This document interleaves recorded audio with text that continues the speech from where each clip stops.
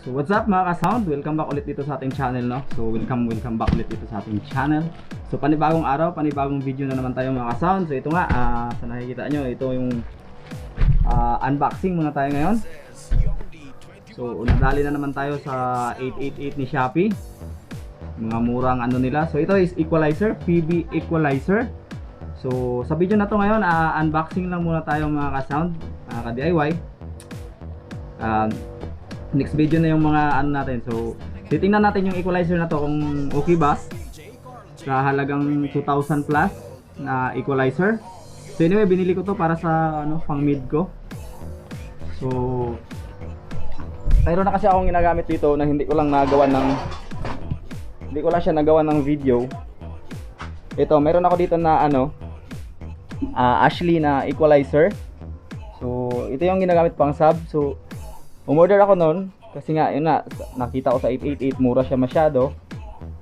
So try natin yun, no? PB equalizer 231. Ito yung gamitin ko pang sub, yun yung gamitin ko pang mid, or depende na lang kung ano.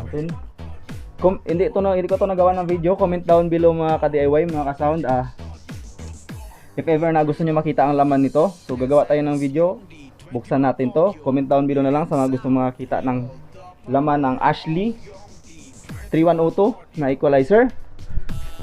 At dito sa, lagay ko muna kayo dyan,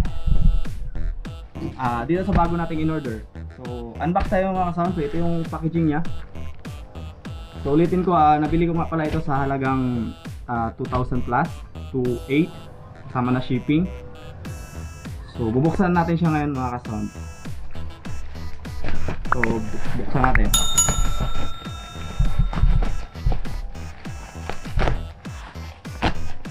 Para ano, madali yung video natin.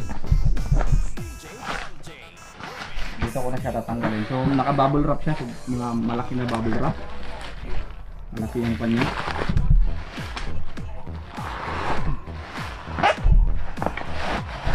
Ayan.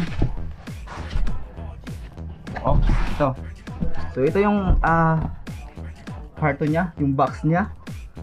So nakalagay adaptable, reliable, professional. So branding PB brand. Ayan. So ito yung likod. So bago ko ito buksan mga ka-sound, shoutout muna tayo. Madami kasi nagpapa-shoutout. So i-shoutout natin siya ulit. Kasama na yung mga YouTuber na same sa atin ng content, mga mahilig sa sound. So shoutout. So unang-una ko i-shoutout Ice TV. So huwag niyo kalimutan i-subscribe yung Ice TV.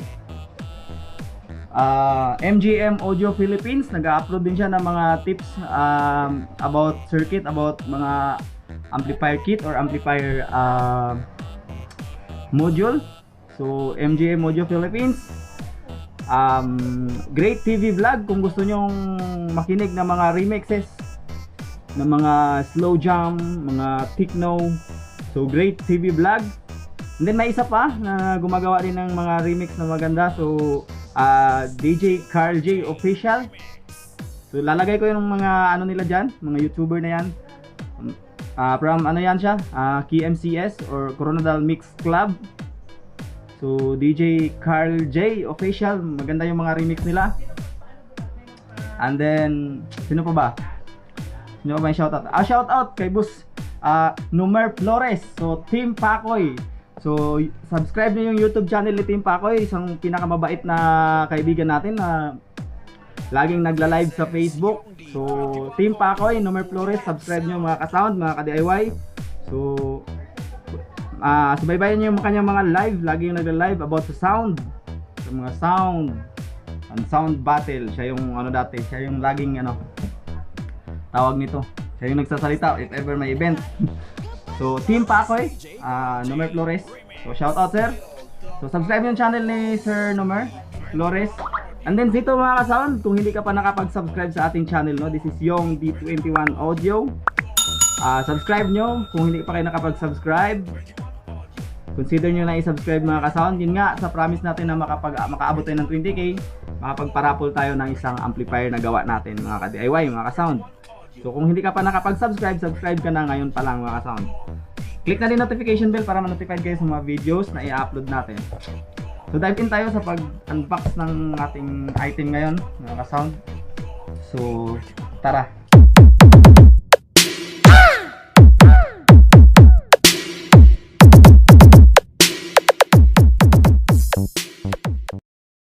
Buksan natin.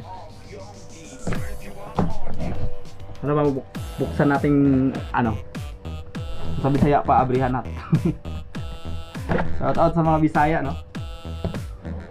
Bisaya na kagaya na ako.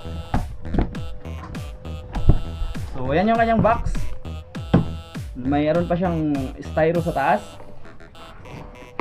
So nakikita nyo, safety yung ano natin, item. So tanggalin natin yung styro. So ayan. I hope maganda yung kuha ng camera natin, makita yung kuha ng equalizer na to. Sulitin ko presyo niya, nabili ko sa halagang 2,800 kasama shipping. Tanggalin natin siya sa kaha. So, tabi natin tong carton. So ayan. Lapit natin tong camera para sure na makita nyo. So ayan yung Feby na equalizer. So tanggalin natin siya sa ano mga kasama, mga kadayway. Tanggalin natin sa cellophane.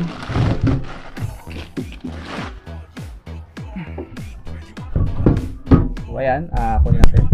Wait lang. Pakita ko sa inyo. Ano ba? So, try natin i-on. Saksak muna natin to. Ayan. Na. So pasensya na sa video mga ka-DIY, mga ka-sound, wala talagang ano, wala tayong videographer ngayon. Power on natin. So ayan, gumana. So gumana naman siya.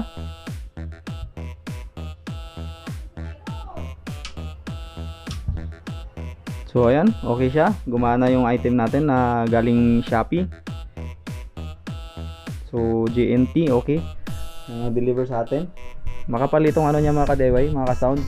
Sa mga curious na gusto makakita kung ilang ano, makapal yung ano nila.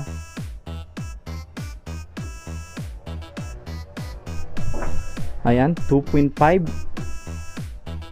Ay sorry, zero mo natin. 2.5 mm yung ano niya. Yung ginamit niya front panel. So, yun lang muna mga ka-sound, no, sa video na to. Maraming salamat ulit sa pagsubaybay sa YouTube channel natin, sa mga nakasubscribe at sa mga hindi pa nakapag-subscribe, huwag kalimutang i-hit ang like and subscribe sa ating channel mga ka-sound. So, ito lang muna ngayon, unboxing natin. So, sa susunod na video mga ka-sound, or comment down below kung gusto niyo buksan natin to, ito at saka yung Ashley natin. So, ulitin ko, comment down below. So, sa mga hindi ka pa nakapag-subscribe at bago ka sa channel na to nakapanood, just consider at subscribe. This is Yung D21 Audio. Nag-upload ako ng mga videos na kagaya nito na related sa ating audio and amplifier equipment. So mga tips, mga tricks, or